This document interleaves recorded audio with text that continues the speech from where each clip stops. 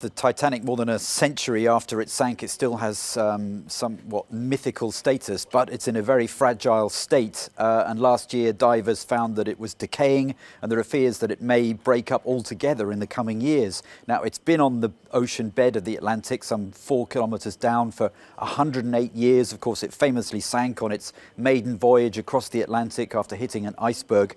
It's the stuff of legend, and of course, we all know about that film of 20 years ago or so.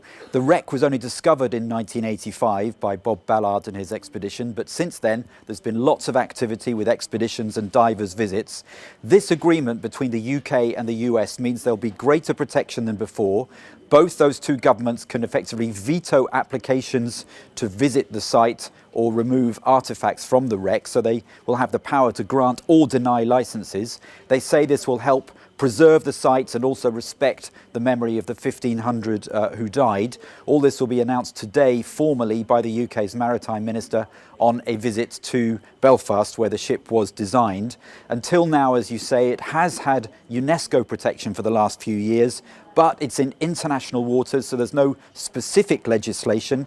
This, the UK and the US say, takes the level of protection a step further, and the UK says it's going to argue with other North Atlantic states such as France and Canada for protection to be stepped up still further.